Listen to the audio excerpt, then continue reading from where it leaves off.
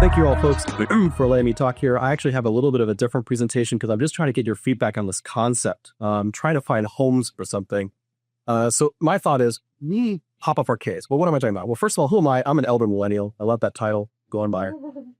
I started a game division, basically a group for high school students. The problem I found with high school students is that they graduate into college students and they start hating other stuff.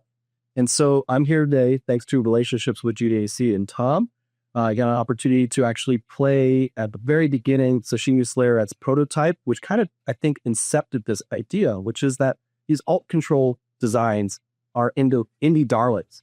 But digital distribution is basically king. The only way you can actually sell games, it seems like, at scale is to digitally distribute them. So Alton Brown, my goat, he says that you can never have the unitasker in the kitchen. I imagine he would never buy a Rock Band. And I think none of this is just, I don't want to be a lecturer here, but you can see here, we even saw it earlier in a pitch that like majority of people are self-funded. And I think that is indicative of a situation in hand here.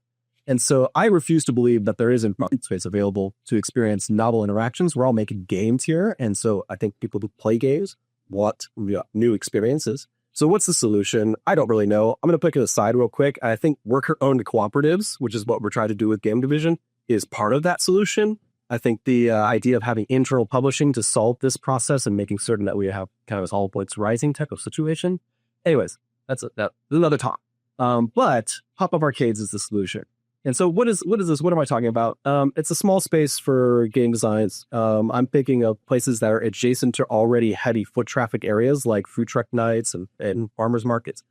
This is an artist rendition of my idea. You would have spaces over here where PTDB plays it.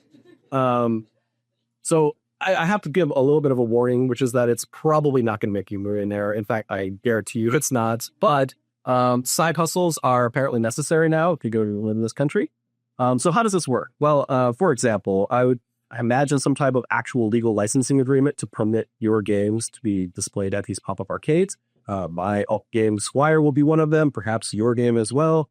And the idea is I'm not trying to create pay-to-play designs. I think the idea of putting a coin into a machine is from a different era. It forces a specific type of game design. It's not a modern arcade concept where you have like big Sega machines doing a certain something like that. So it's neither of those.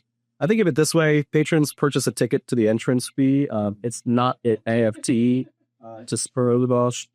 But then the idea is that gets them in. And then what do? Well, you've played all these games, you've experienced all these different IPs, and then it's very easy to have this physicality where you take away something. So now you have an exchange that you can give that token back to the thing, but you've redeemed its value in the form of some type of IP from one of those games that are present there. And so then all the proceeds of the game token sales are split between the licensed games and less the booth administration. And this would be perhaps, that says pennies, but we go. But I also feel like this is actually something that's quite scalable. You can repeat this numerous times per week because farmer markets are happening regularly. Different locations. If you're a college student in Davis, for example, or if you're back by where I'm at in Berkeley, hey, there's nothing stopping us from basically running all of this. So what's my goal for this pitch? I basically want game to test this theory. So like I said, I'm trying to get idea and feedback about this concept. We already have a little of this seed funding, so I'm not actually asking for anything. I'm trying to get you guys to give me your games so I can put them here and start a beat for fashion. We have enough to cover booth fees. I can't pay you to make games, trust me. But we had at least the ability to be there to run the game, to learn how it's played, for example. We can put up some computers, maybe even build the controllers for fun so you can actually start replicating hardware designs. But the reality is we want community members to really kind of iterate on this concept. So I'm also thinking as I mentioned from the very beginning of the context, how do we create something that I feel like is the actual proper introductory entry-level game design position? Because that doesn't exist. We're all here asking for hundreds of thousands of dollars. And never would you go, okay, I graduated from college. I need $100,000 to do something.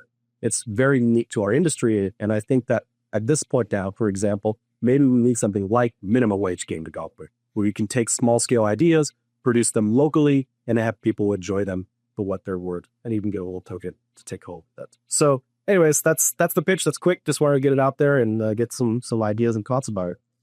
Thank you.